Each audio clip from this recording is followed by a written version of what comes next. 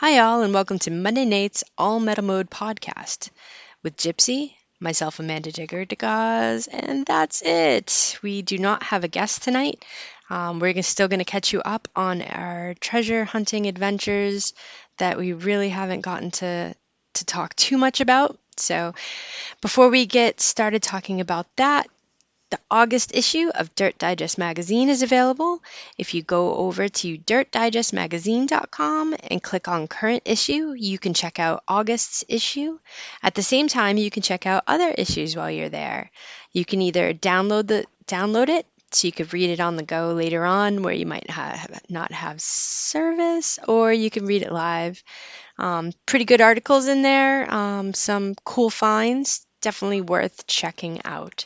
So again, that's dirtdigestmagazine.com. Click on current issue and you can read August's issue of Dirt Digest magazine. All right. Hey, Gypsy, how are you? Hey, I'm doing fabulous. How about you? Doing all right.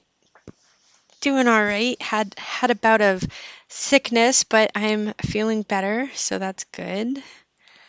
I'm glad you're feeling better. Thanks. Yeah, my youngest son recently had a little stomach bug.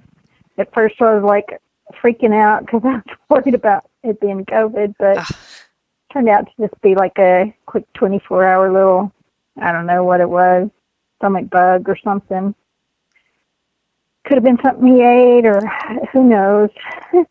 But I don't know if something else is going around besides COVID. But I know, it's been so hot here. You think maybe you got sick from being outdoors and out in the heat and stuff? Probably. I'm definitely haven't been taking the best care of myself. Uh, So it was really hot this last week, thinking probably some of that. And then when it's really hot, I tend to, you don't really think about eating because it's just hot. And right. so I know I went out Saturday midday, and actually it was pretty overcast and breezy, but I know I didn't actually take my water out at all. Like I didn't take any drinks of water. I didn't eat. And then yeah, Saturday night, Sunday was really sick. So yeah, just not doing what I should be doing while treasure hunting. Yeah, it's been so hot. And if you don't stay hydrated out there when you're out in that heat, I know I was out a few days ago dump digging, and I think it got to be about 105 or 108, and I only had like 2 bottles of water with me, and then after that was drank, I was like, okay, I've had enough of this. Yeah. It's just too hot. So yeah, ready to go back to the river. Got to go to the river. When was it? I guess since our last. I guess it was our last week. Mm, Yeah, let's see. That was Friday. Friday that I went to the river. nice. Got another ring in the river, so that was Ooh. nice, along with some coins and stuff. But it's about the only way to hunt this time of the year when it's this hot is in the creek and the river and the lakes. And best way to cool off, that's for Yeah. sure. Yeah, absolutely. So you Absolutely. got back out to your old dump site near the water, didn't you? Yes, yeah. So that's what I went out to on like midday Saturday. I met my digging friend Lori, and this is on the water, another dump that is pretty grown in, and yeah, basically it's on the water, but it was great. Started off doing I Spy in an area, just mudlarking, and you have the possibility of either doing mudlarking and really looking in the mud and kind of just scraping the surface, or there's the You can bottle dump to dig there as well. So we did the mudlarking to start, and I know she did a little bit of digging in that area, and then we went to an area that I had found a couple buttons and some other really neat stuff, and I had asked her if she'd ever dug there before, and she had said, no. So she's like, "Well, I have the pitchfork. Let's flip over a couple spots." And she flipped over one, and I think she may have found a silver spoon. I need to get back a hold of her and see. But Oh, wow. while she was digging that hole, she said, "Oh, let me flip, one over." And so right in front of me, she dug, flipped the top over, and I had my claw rake, and I started digging, and I started pulling out handfuls of buckles. So Oh it my gosh. I saw the photo on Instagram. Well, you sent me a photo, but I was like in shock. it It, was you're like, hey, can you see what's beside this hole? And I was just like, my mouth was wide open. it I was couldn't believe it. it was crazy. Each handful I reached in, it was just more and more buckles. So, we kind of widened the hole a little bit. With one handful of buckles came like a blue and white marble, and then I pulled out a green Portsmouth Brewery bottle and a couple other. I think an Aqua Med came out, and at the same time, like still pulling out these buckles, and it was. I think I know that. I spread them out like around the hole just to kind of like to take a picture and like really go, oh my gosh, look at all these buckles. And I was like, hold on, Lori. I ran and grabbed a couple of, I carry freezer bags because that's great. You can zip block things in with the mud and everything. That way you don't have to worry about, um, you don't have to, worry about it spilling in your bag or anything like that. Um, and I put all the ones that were the same together, like the same looking, and then the ones that like were kind of different, I set aside to see if there were pairs, and then grabbed a couple handfuls of the ones that were matching and threw them in a bag for her, and ones that had duplicates, I threw them in a bag. So when I got back home, and cleaned them, like I hosed them off, they are all brass buckles. Some are designs, some are sash buckles, some are regular buckles, and there were 110 buckles that I have in my possession right Wow. now. So I don't That know. Yeah. is insane. I don't know how many I put in the bag for her.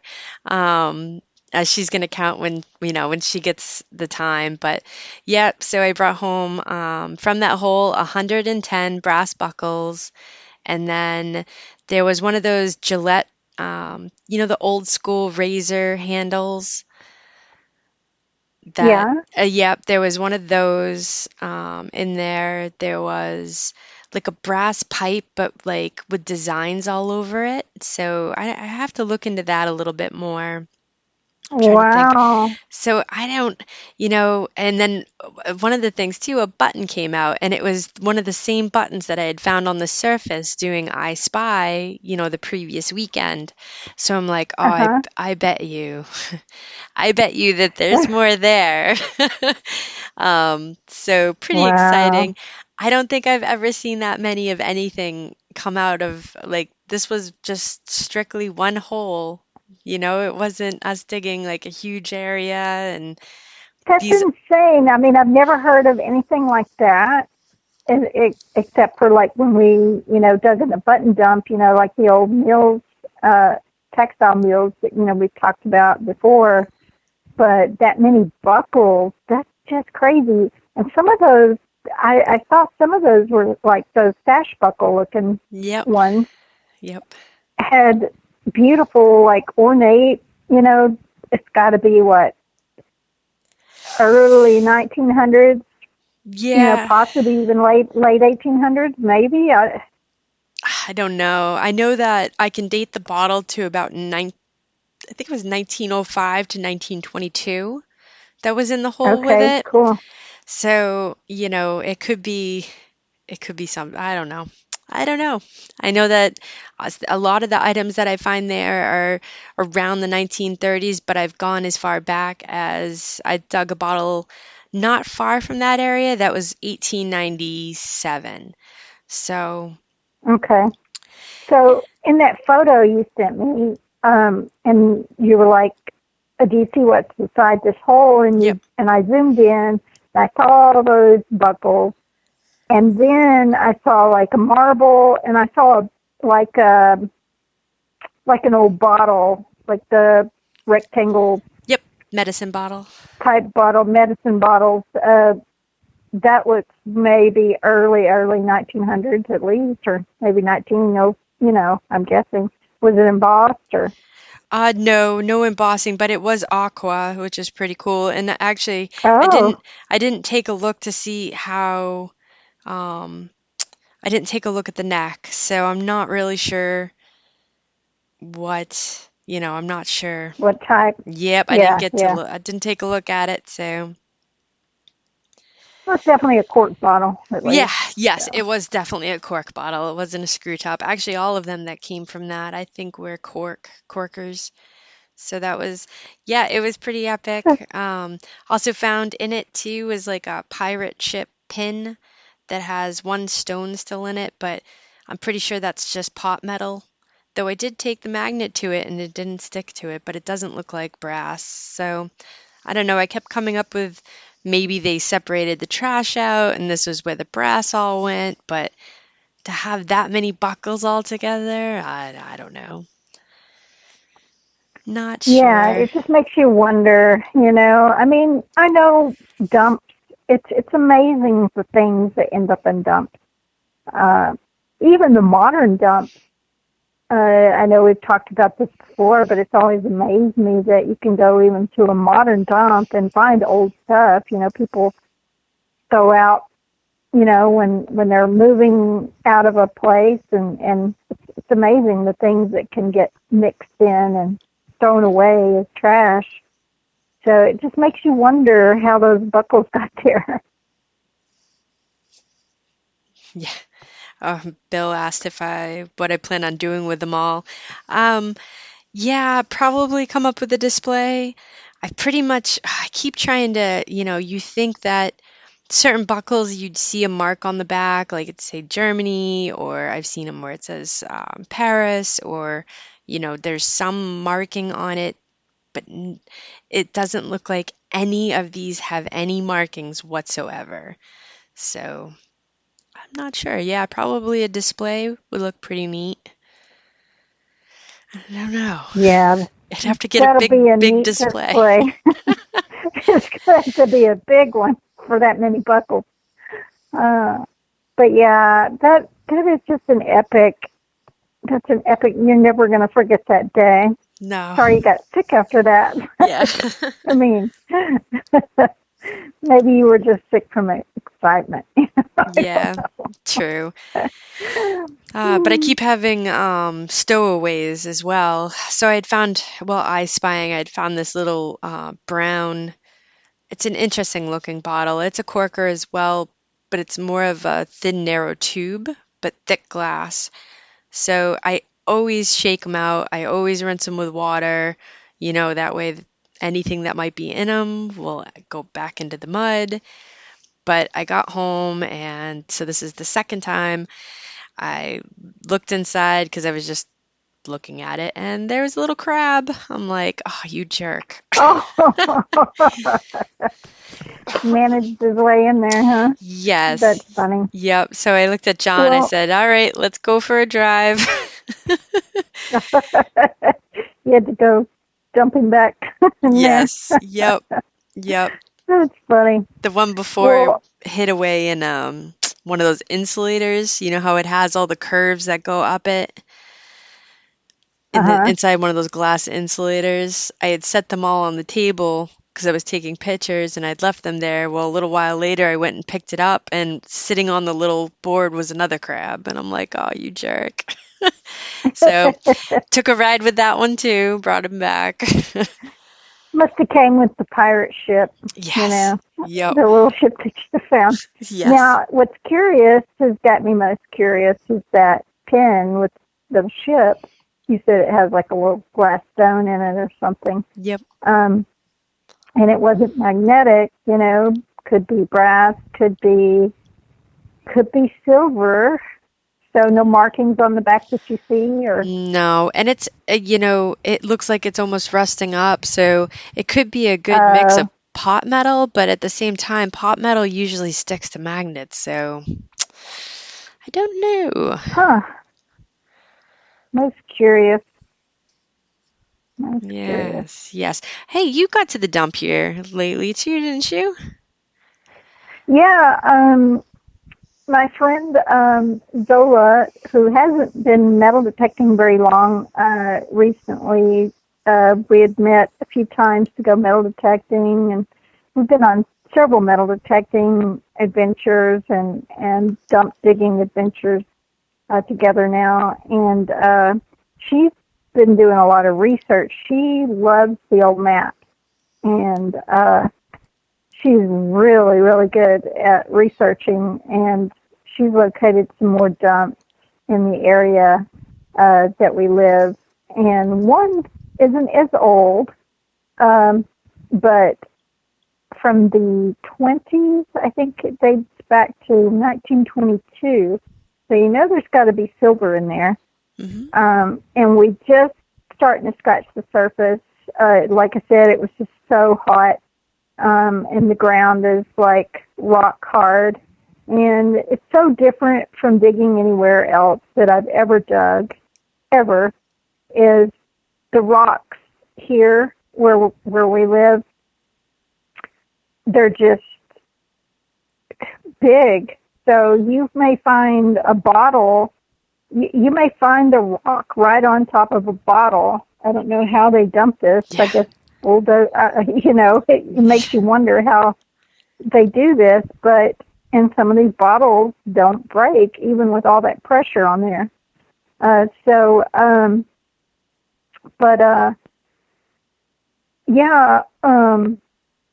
Got to go dig in that a few days this weekend for just a little while, and we've located a part of the dump where it definitely has some older stuff. She did find a corker, probably around, I think it was early 1900s. Like I said, even though the dump dates back to the 20s, things can get thrown in there. And we did find some dates on some pieces of bottles from the 1800s. So Nice. Really curious to see what else we find. I ended up with some spoons and other bottles that weren't as old. And she ended up with like some more bottles, pieces of like a watch band. I got a really cool little ornate, like Victorian type button. I got part of an old cap gun. It's iron. It's not like made out of the more modern ones that you find. Yep. Definitely cast iron. And stuff like that. So it's definitely going to be a place to hit it's going to keep us busy, this fall and winter for sure to go back because we don't get the snow like you do up north. So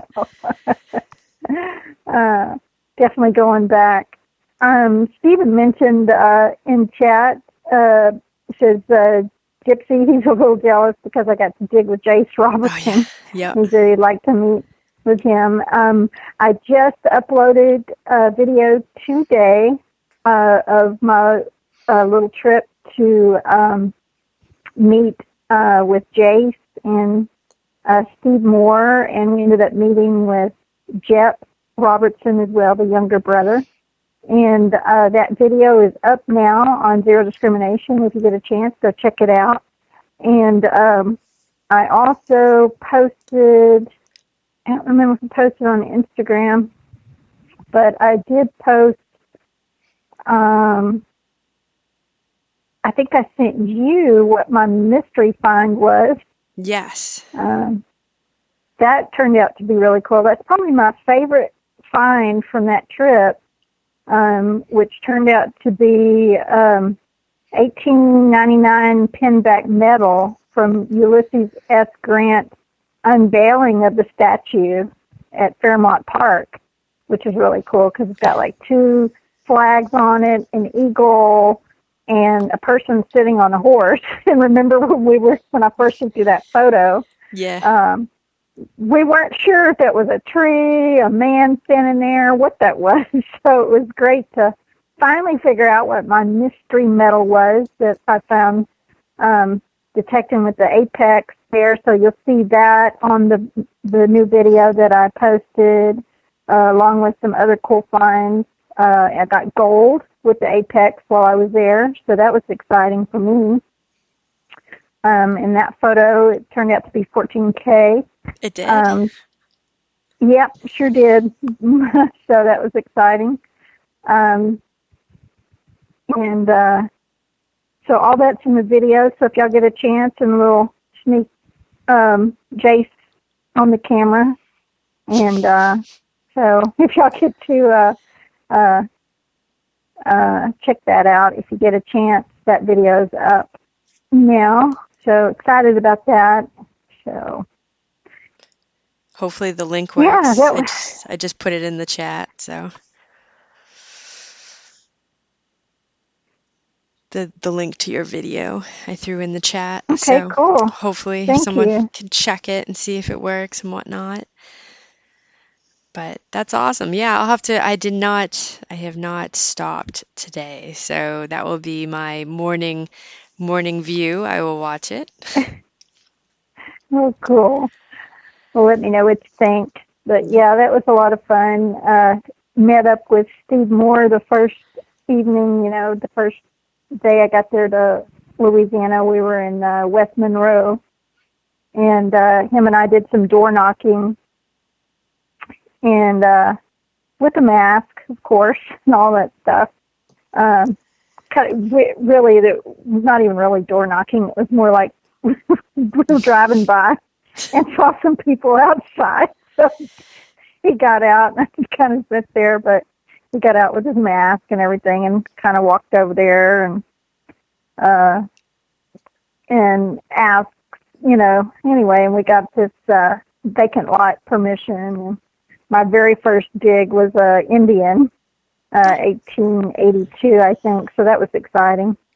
Nice. And then I got that really cool medal, and along with some other cool little items. So I count that as a door knock. You just didn't have to go up to the front door and knock, but it's still technically gaining permission by. Right. So that was fun. We were kind of in a bad part of town, I would say, because I can't tell you how many times the police went by, and ambulance probably twice, but never was to check on us or see what. It was always something else. They just drive on by. So it's interesting. But it was a lot of fun. We hit a ghost town that Jace has hit before too, with some of his friends and a mutual friend of Steve Moore and I. We got to hunt up there. Huge fields of,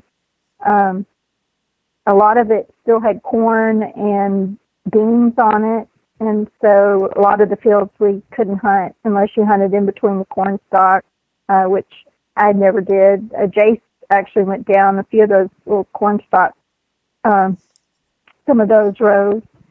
I just hunted part of the area that wasn't planted. So anyway, it was a blast. I had fun. It was great to finally travel again a little. Yeah. So. I know. And y'all be sure, and I know it's a little soon to announce, but next week we'll be having a special guest, which Mike and I, interviewed him on was it a Friday night, All Metal Mode podcast. Dave Canterbury, from the TV show, Dual Survivor. He'll be our special guest next week, so y'all join Amanda and I Monday night. We're going to talk about an upcoming hunt in Ohio that Garrett will be sponsoring, and I will be going to, along with Dave will be helping put this on, and the money will be donated to the scout camp there. So for more information, y'all be sure and tune in next Monday night. And Amanda and I will be discussing that with Dave. Nice. So looking forward to that. Bill says stay out of Ohio. Bill, thank you for asking about the Apex, because I do have a couple of questions for Gypsy on that. So he asked how you're doing with it. Any new developments or discoveries? Yeah. So, that whole trip to Ohio, Jeff, we need to, Angie says, Aggie says it's all hunted out. Ohio's all hunted out. Bill agrees. So, and Jeff, I'll let you know. The camp is in, did I tell you today where it's at? I can't even remember. No. Ray? Okay, it's in Ray, which is south of Columbus. So that's as much as I can tell you at this point. So I don't know how far that'll be from Jeff and Bill, but Mike Hare and I are already planning on a little hunt, and so we might do a little road trip with Dave over there to see Mike. So working on that. So we'll talk more about that next week. But Apex has been doing real well. Got two pieces of gold with it. Took it to Florida. Ended up with 4 rings with that in Florida. Let's see. Big silver with it. Got my third silver with it. So far, my last silver, let's see, I want to say it was about 7 to 8 inches down on an area I had already hunted, iron infested, so that was pretty exciting.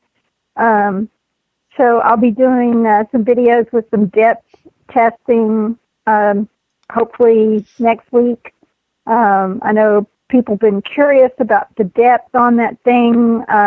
If you haven't checked out my last Florida video, I posted 2, part 1 and part 2. If you haven't checked out part 2, be sure and check it out. It's up as well.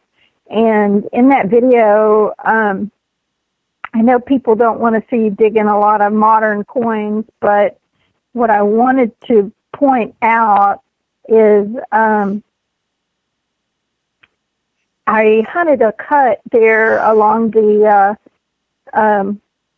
edge of the beach in Florida, and one morning, and I was hunting with the Apex at full sensitivity in the multi-salt, and on a quarter I was easily getting a foot on some. I think it was at least three or four quarters that I dug.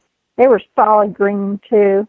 That I dug over a foot with that coil, so that was interesting. And I was getting some pennies and dimes. I was at least 9 inches, some maybe even a little deeper than that. So the depth on that thing is pretty impressive. To be an ace, it's definitely a totally different breed of detector, in my opinion, than the other ace line. And I did test it out in the river this past week. So no, it is not fully submersible, but you can wade out there. It's waterproof up to until you get to the box. So you don't want to necessarily drop it in the line. But yes, I think somebody just asked. That will be a future thing that Garrett will be working on, is an AT series, which would be a waterproof,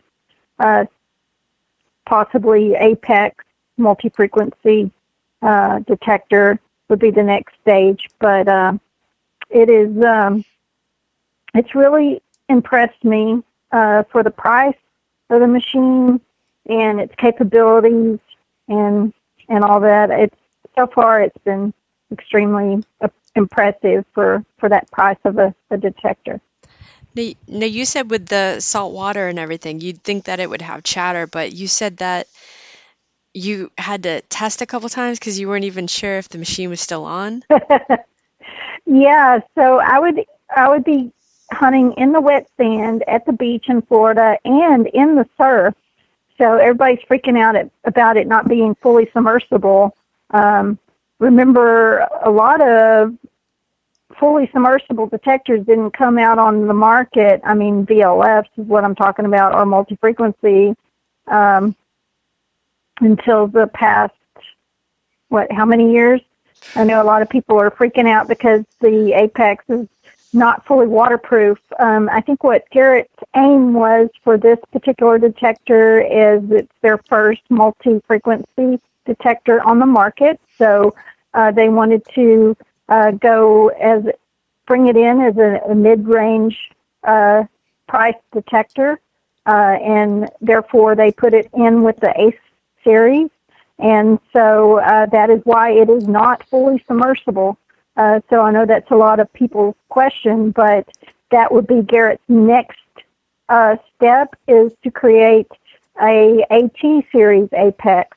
And then from there, they are planning on adding to the whole line like a new diving machine that'll go deeper than the 10 feet for probably to replace or be different than the Sea Hunter Mark II that they have, or the ATX. So that is why they decided to do the Apex with the ACE line, and then they're going to continue to add other detectors to the line. So they're going to totally revamp the line, come out with some new toys for us to play with, new detectors. So looking forward to that. So that was partially to help answer. I think someone had asked, why is it not waterproof? And that is why it is not fully submersible. Remember, the coil and all that's waterproof. So you can get in. I got in the river with it this last week. Got in the surf with it. One thing you can do if you're worried about, say if you dropped it into the water, or the surf would splash up, one thing you could do is find a way to cover up, maybe even duct tape the speaker on the bottom along with the ports for the USB port. So that would be an easy thing to do. Just add some tape on the bottom if you're worried about that. But anyway, let's see. Sorry, I'm just reading someone's question.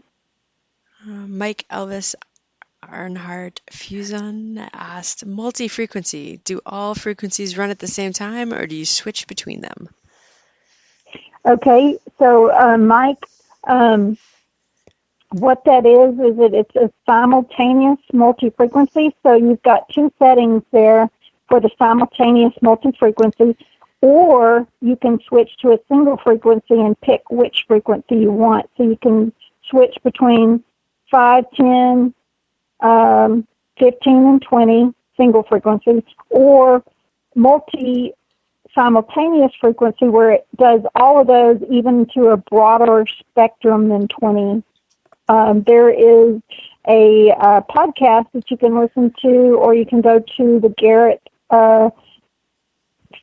YouTube channel, and I think it's a few videos back, there was one where they give more detail on the spectrum of the frequencies and the multi-frequency, but then there is also a multi-simultaneous frequency salt mode on that. So that is really cool that you've got that you can change it from a single frequency, depending on, like, if you were going for the gold and you wanted to bump it up to just 20 frequency, or you can do the simultaneous where it can be putting all those frequencies and a broader spectrum of those numbers, frequencies, into the ground at the same time. So really awesome technology. So you're talking technology. Any chance you could explain a little bit about what is it that they call it, the hybrid audio that the Apex has? Okay, yeah. So the hybrid audio. So what that is it operates in, it has 5 different tones for the different types of metal, similar to the AT Max. But one of the things that I've noticed this technology, this hybrid this audio is not the same on the other A series machines. It's different. So the hybrid audio, say for instance you've got a really deep coin or a really deep target that you're hitting on. Normally, like, you hit a coin or a target closer to the surface, you can tell, it's really loud. It's a big, bold sound. You can just going by the audio and not even looking at the digital display, and you can go, oh, that's, you could probably guess about the depth. But with that hybrid audio, those really deep targets, and I noticed this on the beach with those really deep coins that I was digging,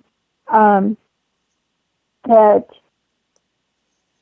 you would get this soft, faint sound, and that soft, faint sound would be, you could tell, okay, it's hitting up here, and it's sounding like, a coin, but it's much softer, so you could be able to tell that it was a deep coin. So it really, that hybrid audio helps you to hear those really deep tones, those really deep targets as well. That's why it's always important to wear the headphones as well, because you're probably going to miss it without headphones. And that's why a lot of people that don't wear the headphones probably do miss a lot of those type of targets.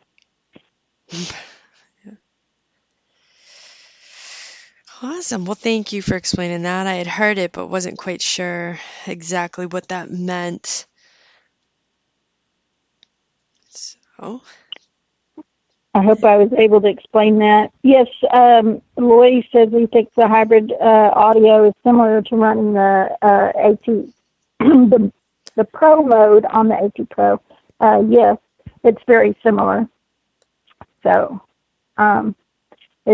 it's just none of the A series has this particular type of audio, and it does sound a little bit different than the AT series, and different from any of the other ACE series, if that makes sense.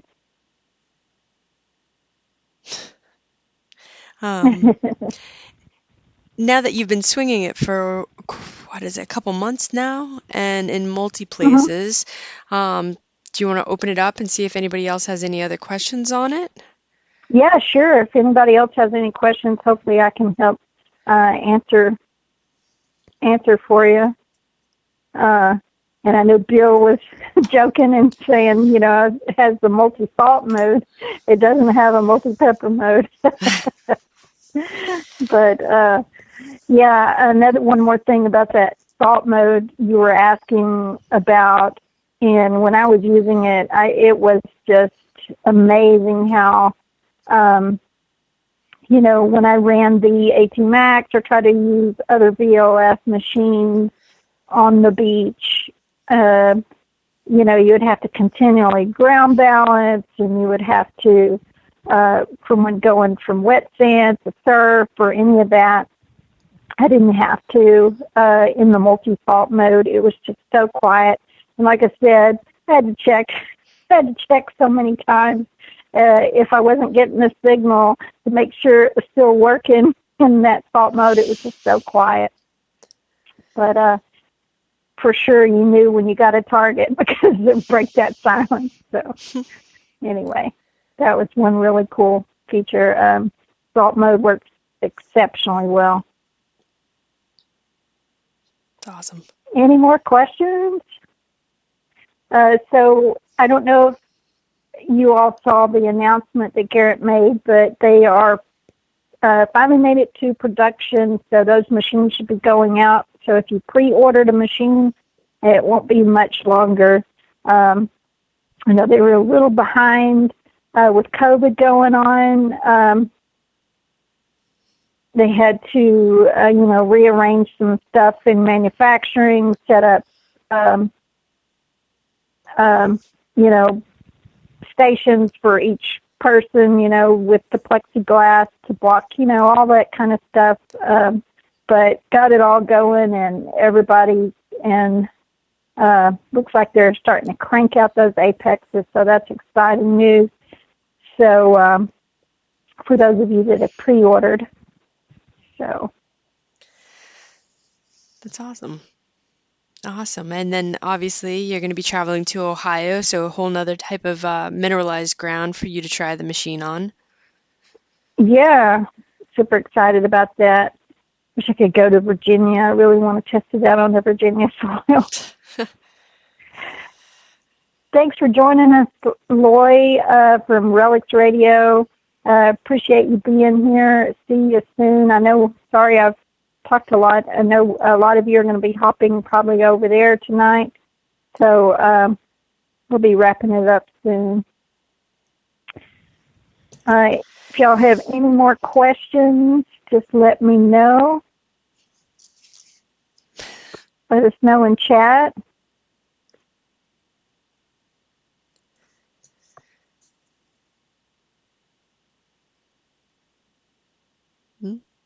And Jeff, thanks for joining us. So you got some exciting adventures, and here I am trying to, I didn't even mention, so tonight I worked the fire site a little bit more to see if I could find some more of their property. So that was, and I did. I found her nursing pin that she was pinned with back, I think she had said maybe 1991. That was pretty exciting. I think it was Friday night, I detected there for a while as well, and I found some of her silver jewelry, so I was pretty excited on that. So I am finding stuff. Exciting. I'm still finding lots and lots of copper. Stuff. Yeah, yep. Yeah. Have you been able to take a sifter or anything over there yet, or haven't gotten quite to that point? Not yet. No. Okay. And I don't know if I will. I mean, I've actually the last 2 times had to wear a mask while I'm there, and not because I'm worried about people, but because like when I blow my nose after, it's gross. It's like I might as well just been shoving the dust and sand up my nose. So. You do have a question. Man. Do you see any advantages with the new Viper coil? Oh, yes.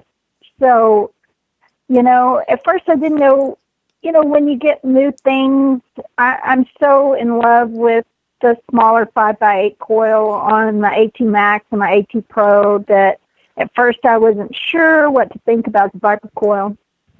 And so when I got that Viper coil, and I was testing it out, and I've gone to so many different places with it now. some of the advantages of that Viper coil that I've seen is it has that small narrowness of the 5x8 coil.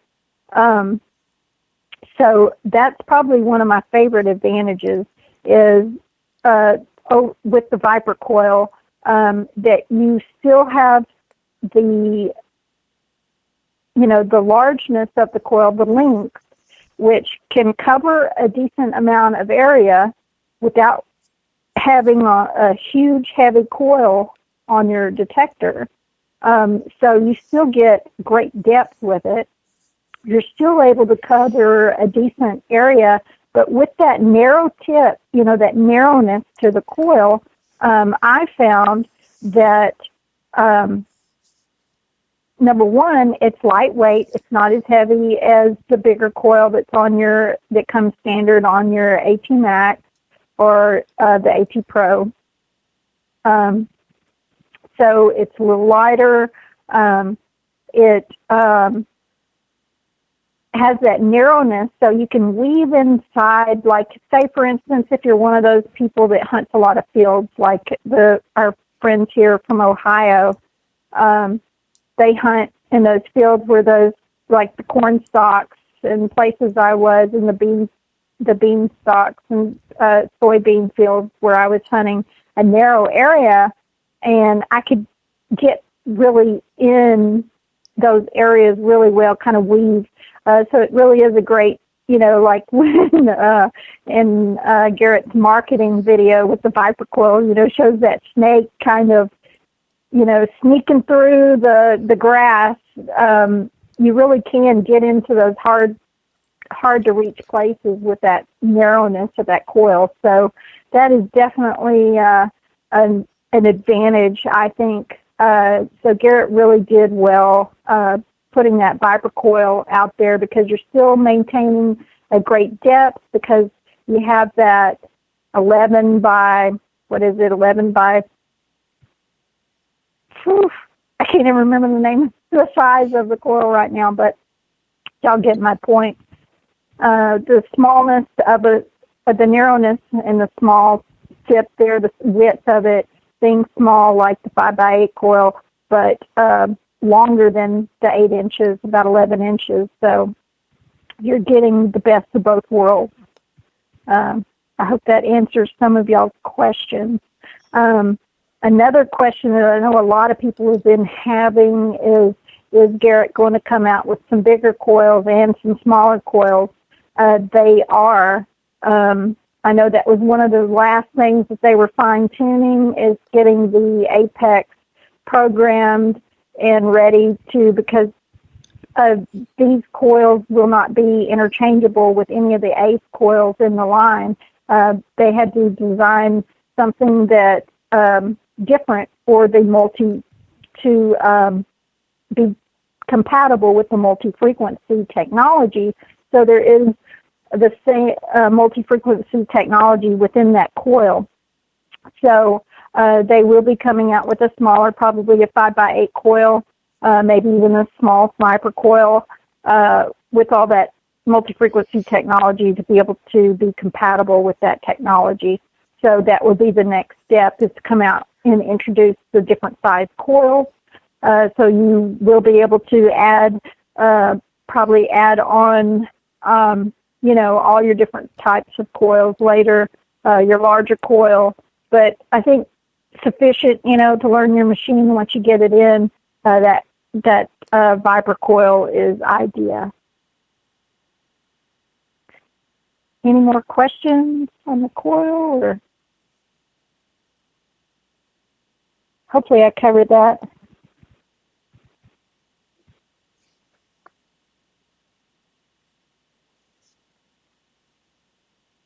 Any more questions in chat? I looked back through, and that was, you got them I covered. covered most of it? Yep. Okay, good. Awesome. But yeah, really pleased with that Viper coil. So excited about that.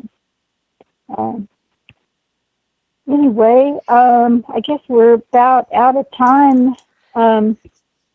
if there's not any more questions, maybe we should go ahead and wrap it up, I think. Yeah, no, I'm good with that. I saw Bill. Bill had one more question. He wanted to know when you're going to send him an Apex to try. Who said that? Oh, Ohio. Bill. Yeah. Well, Bill, if I come visit you in Ohio, I would definitely let you try out an Apex, or maybe bring an extra one for you to try out, or who knows. Um, Wink, that wink. reminds me, Bill. That reminds me, Bill. I will be doing on my YouTube channel very soon. I've already pre-ordered the Apex through Digger's Den that I sell detectors from.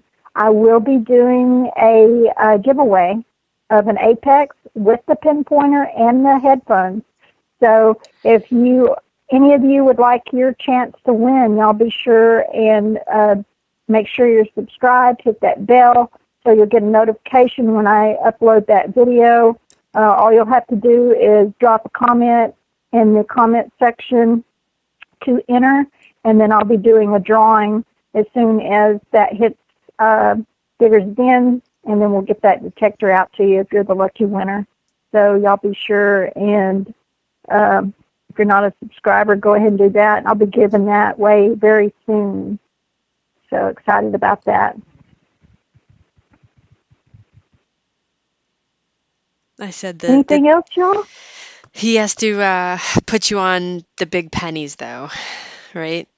Oh, Ohio, they yeah. don't. Yeah. Didn't they say you can hear them breed at night? Yeah. That's all I want, Bill. One big penny. So that's all I need. I'll even take that over. Well, silver's always wonderful, but I need my first big penny, Well, and I'll be happy. hopefully while you're But there that's all I too, want. you'll find some Civil War tokens because those are, um, I know quite a few of my friends in Ohio find them as well as, I find them here in Maine and they're pretty neat. So hopefully you could find one of Oh those man, too. that would be awesome.